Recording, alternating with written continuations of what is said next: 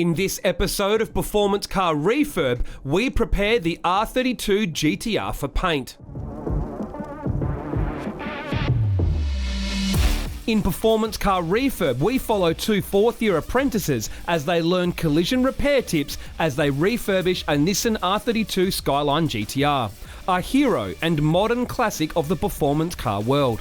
This R32 will soon have the show to match its go.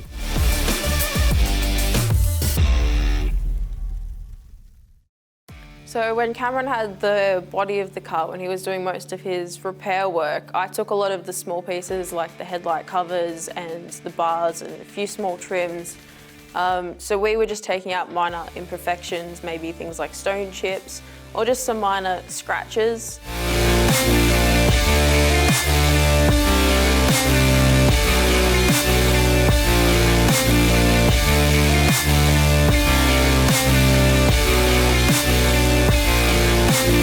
It's always nice not to have to send work back to the panel shop. He went through the process from start to finish. There was no pinholes, no deep scratches, no rough edges, and it was very easy to take over and start work on the paint side of the repair procedure. We took out a lot of Cameron's sanding scratches with about 180 grit paper, again on the Cubitron. Provides enough adhesion without allowing the paint to sink back.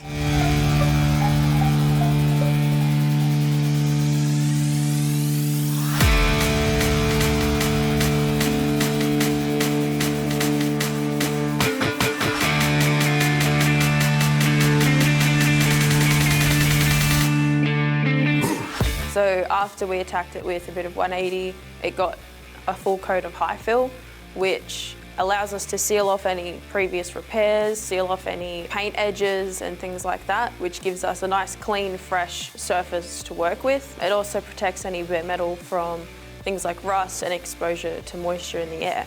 With our PPS system, you can actually mix straight into the pot. You eliminate the need for a strainer, eliminate the need for an extra cup. Each time you do that, there's essentially wastage. So by mixing straight into the pot, you're not wasting paint. Well, given the age of the car and previous repairs, there was a bit of extra paint on the vehicle that wouldn't necessarily be on a newer Smash model repair. We just took a little bit of time to explain that to her, and when she was actually applying the high fill, just to maybe not go so aggressive with your first coat, apply a dust coat, just so you can see if there would be any solvent reaction, and then go from there. If there's any problem that arises, just dust it on, and then we can go with the heavier coat a little bit later. And just the actual area of the high fill she had to apply over the entire body of the car, which in the smash repair industry, you might do a third of the size at most with a smaller spot repair, and then you might have a newer panel to just wet on wet that you wouldn't be applying high fill to at all. So after we high filled the whole car, we then blocked it down and gave it a good buzz, but in the process we also had to be very careful. There are a lot of sharp lines and very difficult angles to get in with a block. So 3M introduced us to the grippy sanding paper, which is actually a really good product. It helps stick to your fingers a lot better, so that when you're getting into smaller areas, creases and swage lines, you can actually use your hands to contour to the shape of the car. Personally, in my day-to-day activities, I'll be purely based in the panel repairs, and we'll finish our repairs to a certain grade each time. But down here with the team, I was able to get in and help with the prep work for the paint stage. And so the grippy sand cloth was something they taught me, and it's got this cool texture on the back, and it helps get into those lines and not tear down edges.